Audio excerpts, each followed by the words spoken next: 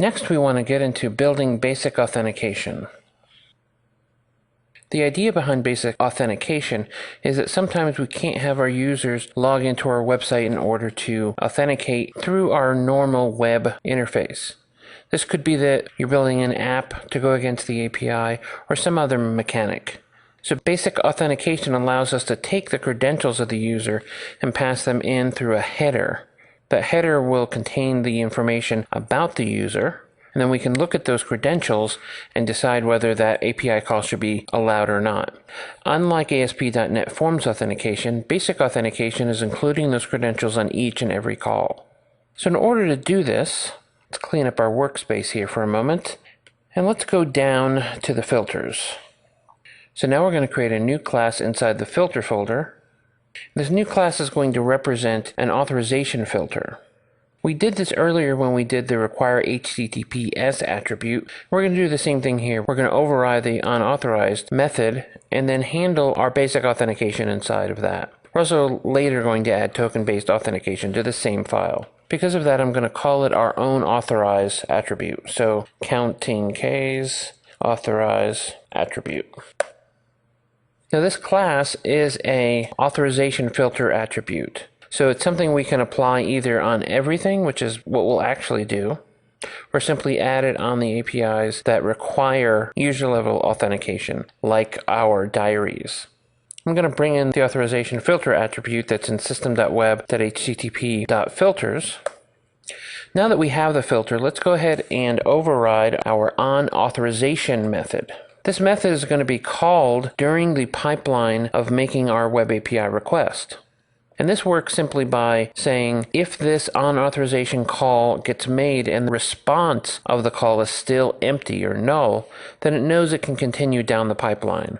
We want to include information in the response with a failure code, an unauthorized HTTP status, if the authorization fails. So let's do this a little backwards. Let's go ahead and handle the unauthorized first, so that if any of the code we're using doesn't go ahead and shortcut us out of this method, that the last thing it will do in all cases is return an unauthorized response. So I'm just going to write a method called handle unauthorized, and I'm going to pass into it this action context.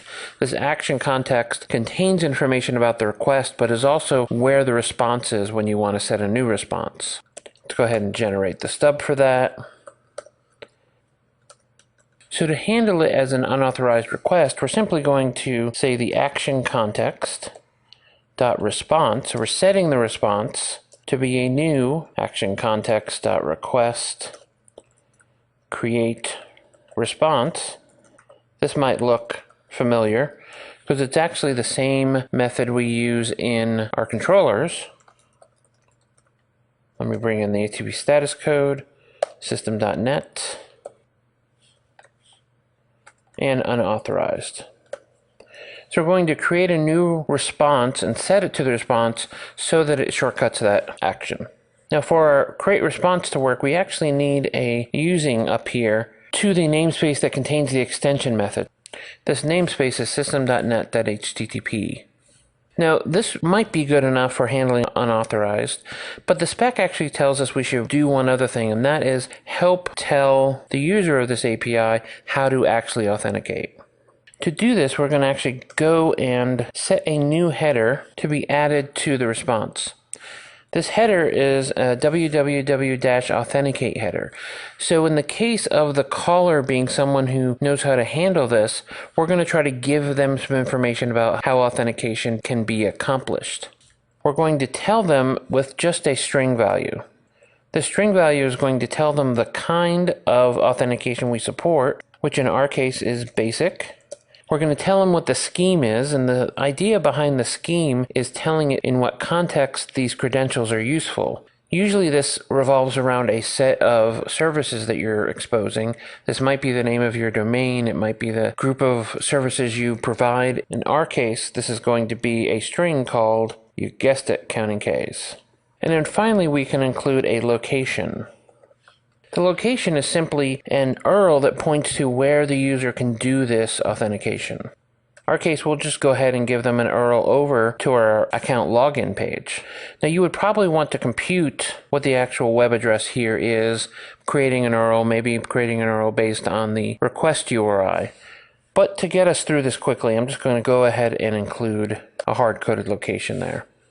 Now, not every client is going to know what to do with this. In fact, many of the browsers don't know what to do with it either. But it will be useful for any client, especially developers who are using your API that may be aware of the www-authenticate header, and when they notice it, they'll be able to redirect the user to the correct page. Because we're replacing the response in this case, we're handling the unauthorized correctly. So if we don't end up running any of the code in here that shortcuts us out of authorization, we'll make sure that every other call is going to be unauthorized. So how do we actually perform the basic authentication? We do this by looking at a specific header that's included in the request. Request.headers.authorization. This header is going to contain information, if it's been included, about how to do the authentication. So we're just going to go ahead and check to see whether the auth header was included by making sure that it wasn't null. Again, if it is null, we'll fall down into handle unauthorized, and we'll tell them some information about how to actually authenticate with the system.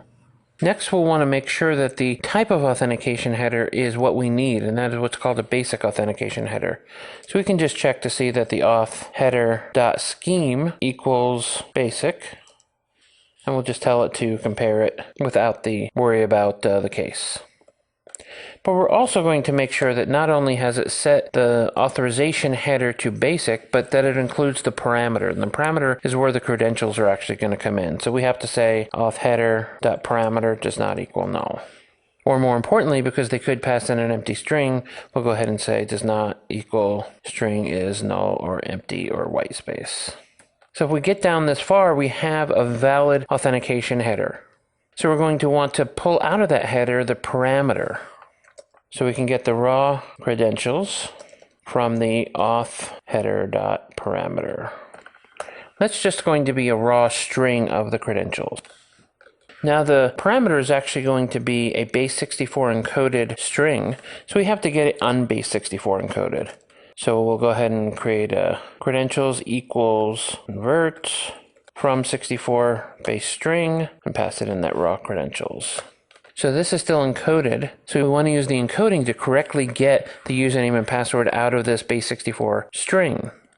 And this is important because the types of characters that can be included in a password might be symbols and such, and of course usernames could contain foreign letters, so we can't assume this is just going to be something like ASCII.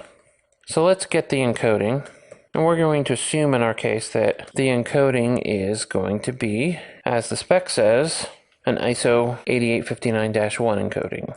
Once we have the encoding, we can then say get string for the data that is being returned from the base64 string. Now this always returns a byte array, and so the encoding allows us to decode it, and so these credentials are actually the raw credentials now. Now the credentials come in a form of username colon password. Because of this pattern, we can go ahead and just use string.split. So we can just take our credentials and call split, and we'll just split it by the colon. This is going to give us an array of strings both before and after the colon. This also assumes that colon isn't a valid character inside the password. If it is a valid character inside the password, things get a little tricky, and you'll have to make sure that the split is the first character. Certainly colon shouldn't be a valid character in the username in any case. We're going to assume in this simple example that we're only going to get two pieces of the credential, so we can say username equals split 0 and password equals split 1. So one of the things you may notice here is that we're getting actually a raw username and password in the header of a call, so this better be HTTPS, and we covered how to force that for your web API calls, but this is really showing that we're not doing any sort of real encryption here. We're really getting the raw username and password.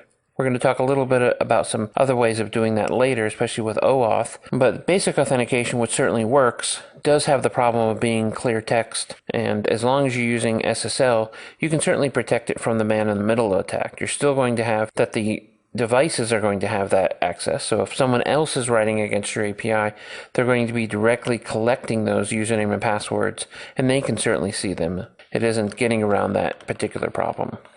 Now that we have the username and password, we want to be able to validate it. Now we're using the built-in ASP.NET Forms authentication, so we can actually just thunk down into their code. They're actually using a project type called Web Security that come with newer versions of ASP.NET.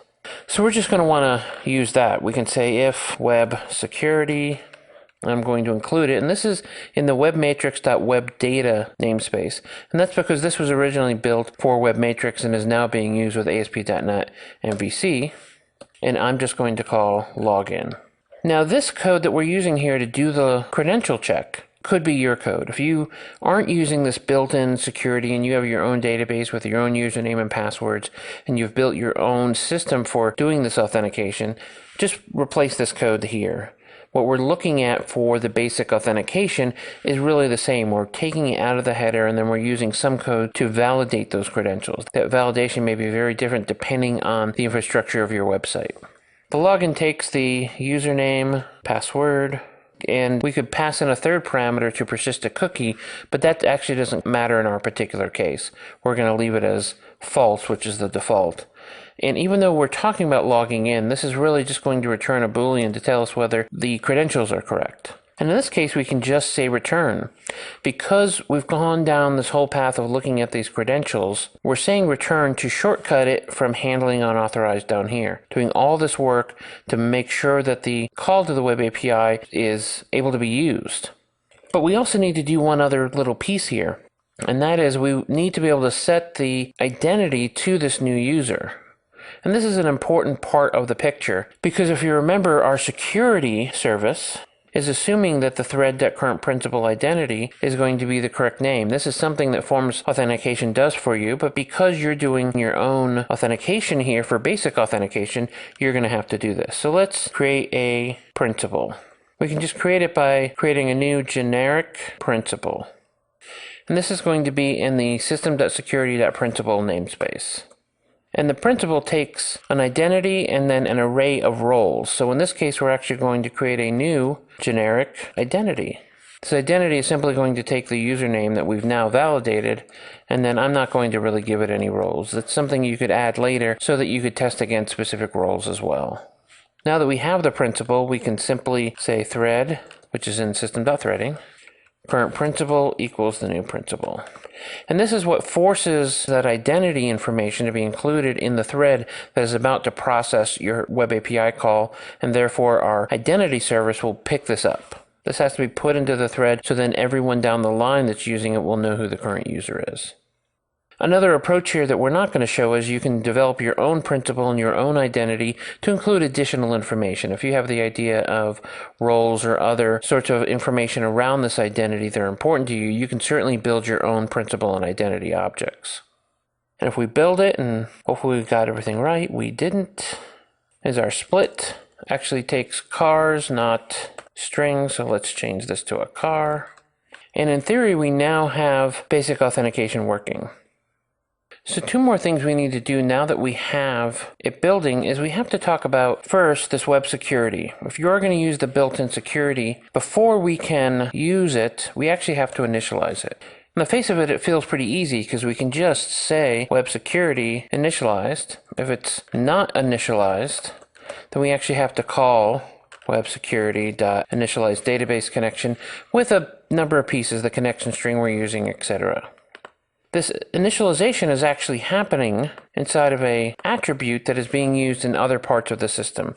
This initialize simple membership attribute is something that is part of the ASP.NET MVC4 template that we used. If we come down here, we'll actually see that there's a call to this initialize database connection, and we're going to copy their implementation of it.